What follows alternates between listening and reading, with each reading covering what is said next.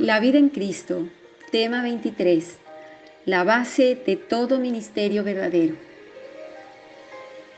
Dios ha establecido ciertos principios que gobiernan todo trabajo para Él. Ninguno que desee servirle puede desviarse de ellos. La base de nuestra salvación, como bien sabemos, es el hecho de la muerte y la resurrección del Señor. Así también de definidas son las condiciones del servicio.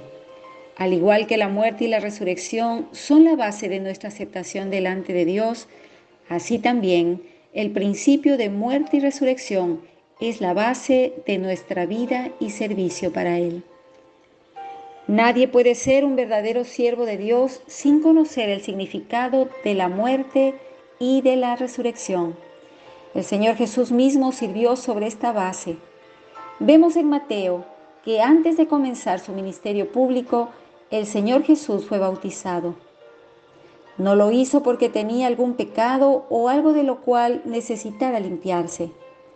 Sabemos bien el significado del bautismo.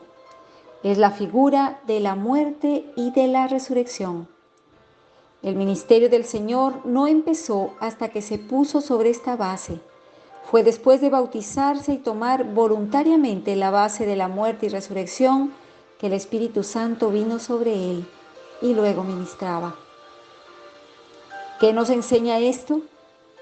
Nuestro Señor fue hombre sin pecado. Ninguno, excepto Él, ha pisado esta tierra sin conocer el pecado. Sin embargo, como hombre tuvo una personalidad aparte de la de su Padre. Bien, debemos andar con mucho cuidado al tratar de la persona de nuestro Señor, pero recordemos sus palabras.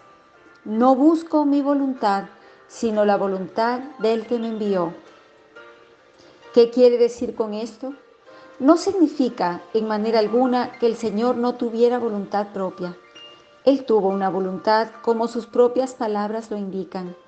Como hijo del hombre, Él tuvo una voluntad, pero no la hizo. Vino para hacer la voluntad del Padre, y allí está la clave. Eso que en Él está diferenciado del Padre es el alma humana que asumió, estando en condición de hombre. Siendo hombre perfecto, nuestro Señor tenía un alma y, por supuesto, un cuerpo como tú y como yo. Y le era perfectamente posible a Él actuar desde el alma, es decir, partiendo de sí mismo y no de su Padre. Inmediatamente después del bautismo del Señor y antes de iniciar Él su ministerio público, Satanás vino a tentarle. Le tentó con la satisfacción de sus necesidades indispensables, convirtiendo piedras en panes.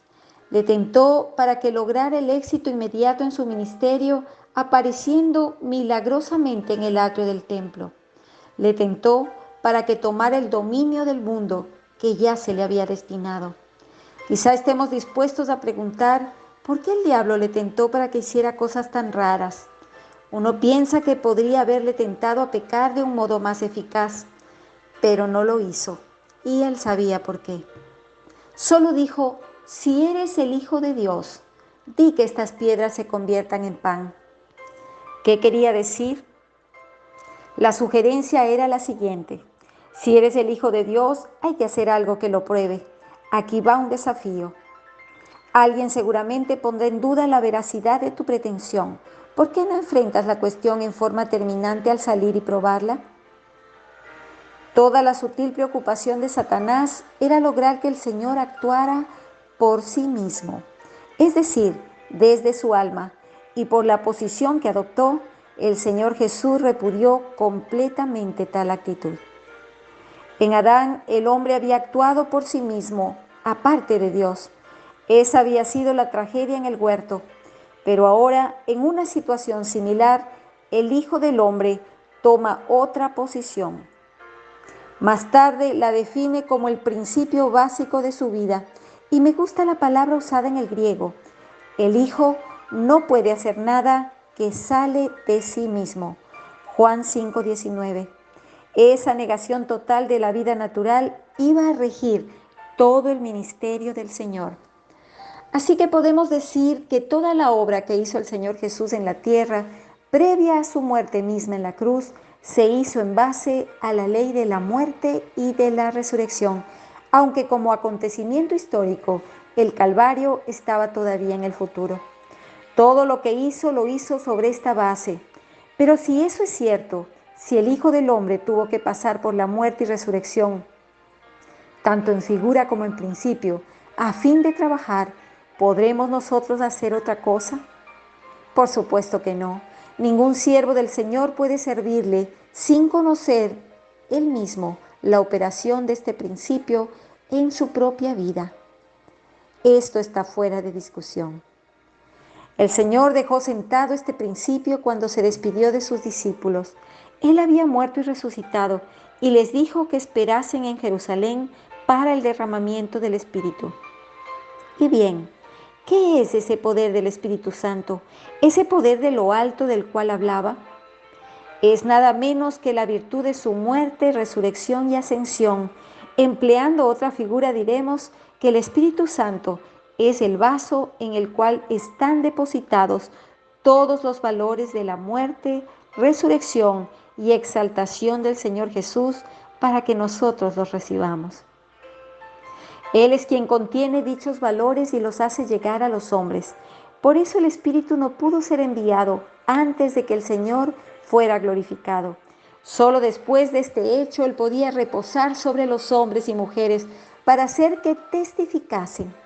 Sin los valores de la muerte y de la resurrección de Cristo no hay testimonio posible. Esto se da también en el Antiguo Testamento. Me refiero a un pasaje conocido en el capítulo 17 de Números. Es la ocasión en que se discute el ministerio de Aarón.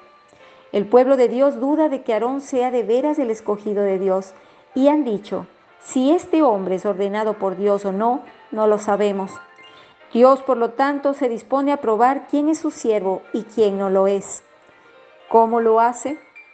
12 varas muertas están colocadas delante del Señor en el santuario, frente al arca del testimonio, y quedan allí toda la noche.